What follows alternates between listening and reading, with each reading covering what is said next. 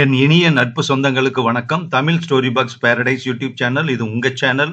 நீங்க தான் இந்த சேனலை வந்து டெவலப் பண்ணணும், சப்போர்ட் பண்ணணும். அப்பதான் நம்ம சேனல்ல இன்னும் நிறைய கதைகள் கொடுக்க முடியும். இப்ப நாம இந்த சேனல்ல இருந்து கொடுத்துட்டு இருக்கக்கூடிய கதைகள் எல்லாமே ரொம்ப டிஃபரெண்டான ஸ்டோரிஸ் தான். ரொம்ப இன்ட்ரெஸ்டிங்கான நம்ம சிந்தனைக்குரிய ஒரு ஸ்டோரியா தான் இருக்கு. கண்டிப்பா மத்த சேனல்ல இருந்து நம்ம சேனல்ல போடக்கூடிய கதை வீடியோக்கள் வந்து வித்தியாசமாக இருக்கும். அது மாதிரி தான் கதைகளை செலக்ட் பண்ணி போட்டுட்டே இருக்கோம். ஸோ இந்த சேனலுக்கும் வந்து கண்டிப்பா நீங்க சப்போர்ட் பண்ணணும். சப்ஸ்கிரைப் பண்ணுங்க. உங்க ஃப்ரெண்ட்ஸுக்கு ஷேர் பண்ணுங்க. சப்ஸ்கிரைப் பண்ண சொல்லி அவங்களுக்கும் சொல்லுங்க. அதே மாதிரி இந்த வீடியோல இருக்கக்கூடிய கதையும் கேட்டுட்டு ஒரு லைக் கொடுத்துருங்க. ஓகேவா?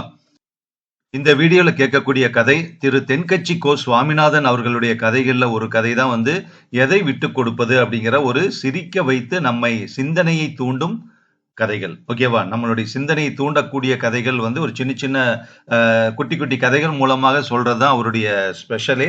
ஸோ அது மாதிரி ஒரு கதை தான் வந்து எதை விட்டு கொடுப்பது அப்படிங்கிற ஒரு நகைச்சுவை கதைன்னு கூட சொல்லலாம். ஓகேவா?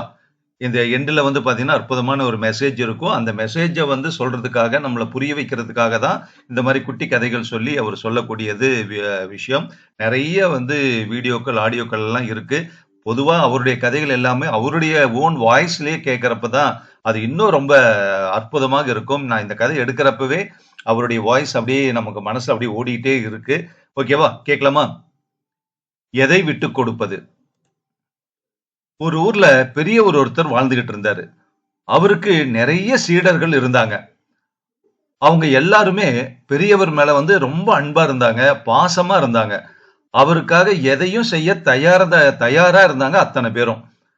அவருடைய உலக வாழ்க்கை நிறைவு பெறக்கூடிய நேரம் வந்துருச்சு. அதாவது அவர் வந்து இறந்து போகக்கூடிய நேரம் வந்துருச்சு. அதுக்காக அவரை தேடிக்கிட்டு ஒரு கடவுளுடைய தூதர் வராரு. கடவுளுடைய தூதர் யாரு? யமதர்மராஜா தான். அவர் தானே ஒரு உயிரை வந்து எடுத்துட்டு போக முடியும் இல்லையா? அவர் வந்து அவர்கிட்ட சொல்றாரு, ஐயா உங்களை அழைச்சிட்டு போக வந்திருக்கேன். உங்களுடைய வாழ்க்கை நிறைவு நேரம் வந்து விட்டது அப்படின்னு சொல்றாரு. அப்ப அங்க இருந்த சீடர்கள்லாம் அப்படியே அதை கேட்டுட்டு துடிச்சு போயிடுறாங்க. ஐயோ நம்ம பெரியவர் வந்து இறந்துருவாரோ, அவரை தூக்கிட்டு போயிடுவாங்களோ அப்படின்னு நினைச்சிட்டு அவர் வந்து கடவுள் தூதர்கிட்ட வந்து கெஞ்சுறாங்க. இன்னும் கொஞ்ச காலம் ஒரு உயிரோடு இருக்கட்டும் இந்த உலகத்துல, ஏன் அதுக்குள்ள கூட்டிட்டு போறீங்க அப்படின்னு சொல்லி அந்த கடவுளோட தூதர்கிட்ட சீடர்கள் எல்லாம் கேட்கிறாங்க. இந்த உலகத்துல அவர் வாழ வேண்டிய காலம் முடிஞ்சிருச்சு, அதனாலதான் நான் கூட்டிட்டு போக வந்திருக்கேன் அப்படின்னு சொல்லி கடவுளோட தூதர் சொல்றாரு. இவங்க எல்லாமே வந்து ரொம்ப சோகமாயிட்டு வேற வழி எதுவுமே இல்லையா அப்படின்னு சொல்லிட்டு ரொம்ப வருத்தத்தோட சீடர்கள்லாம் கேட்கிறாங்க. கடவுளோட தூதர் வந்து ரொம்ப யோசனை பண்ணிட்டு இதுக்கு ஒரே ஒரு வழிதான் இருக்கு அப்படின்னு சொல்றாரு. உடனே அத்தனை பேரும் ரொம்ப ஆர்வத்தோட ஐயா என்ன வழி, தயவு செஞ்சு சொல்லுங்க அவருக்காக அப்படின்னு கேட்கிறாங்க. அவருக்காக கொஞ்சம் தியாகம் செய்ய நீங்க எல்லாமே முன் வர வேணும் அப்படின்னு சொல்லி தூதர் வந்து சொல்றாரு. உடனே அவங்க எல்லாருமே பெரியவருக்காக நாங்க என்ன வேணா செய்ய தயாரா இருக்கோம், எங்களுடைய உயிரை வேணும்னாலும் நாங்க கொடுக்கறதுக்கு தயாரா இருக்கோம் அப்படின்னு சொல்றாங்க. அதை கேட்ட தூதர் வந்து உயிரெல்லாம் வேணாம், உங்களுடைய வாழ்நாளில ஆளுக்கு கொஞ்சம் இவருக்கு கொடுத்தா இவரோட ஆயுள் கணக்குல வர வச்சுக்கிறோம் அப்படின்னு சொல்றாரு தூதர். ஒவ்வொருத்தரும் அவங்களுடைய ஆயுள்ல இருந்து கொஞ்சம் வருஷத்தை கொடுத்தோம்னா இவரோட கணக்குல ஆட் ஆயிட்டே வரும் இல்லையா? அப்ப இவருக்கு இன்னும் வந்து லைஃப் இருக்கும் அப்படிங்கிற அர்த்தத்துல சொல்றாரு. அப்போ வந்து ஒருத்தன் சொல்றான், அங்க இருந்த சீடர்கள ஒரு ஆள் சொல்றான், என்னோட ஆயுசுல 2 வருஷத்தை நான் இவருக்கு தரேன் அப்படின்னு சொல்றான். இன்னொருத்தன் உடனே நான் என்னோட ஆயுள்ல இருந்து 1 வருஷத்தை தரேன் அப்படின்னு சொல்றான். மூணாவதா ஒருத்தன் என்ன சொல்றான், என்னோட ஆயுள்ல இருந்து 1 மாசம் அவருக்கு நான் கொடுக்குறேன் அப்படிங்கிறான். இது மாதிரி எதையுமே வந்து செலவு செஞ்சோ அல்லது மற்றவங்களுக்காக கொடுத்தோ பழக்கம் இல்லாத ஒருத்தன் என்ன சொல்றான், என்னோட ஆயுள்ல இருந்து 1 நிமிஷ நேரத்தை இவருக்காக நான் கொடுக்குறேன் அப்படின்னு சொல்றான். இது மாதிரி பல பேரு பல விதமா வந்து தன்னுடைய ஆயுள் வந்து இவ்வளவு நேரத்தை பெரியவருக்காக கொடுக்குறோம் அப்படின்னு சொல்றாங்க. கடைசியா அங்க இருந்த சீடர்கள்ல இருந்து ஒருத்தன் சொல்றான், 20 வருஷத்தை எடுத்துக்கோங்க அப்படின்னு சொல்லி. இதை கேட்ட கடவுளோட தூதருக்கு வந்து பயங்கர ஆச்சரியம். 20 வருஷமா? எப்படிப்பா, ரொம்ப அதிகமா இருக்கே, 20 வருஷத்தை எடுத்துக்க சொல்றியே அப்படின்னு சொல்றாரு. அப்படின்னு அவர்கிட்ட கேட்கிறாரு.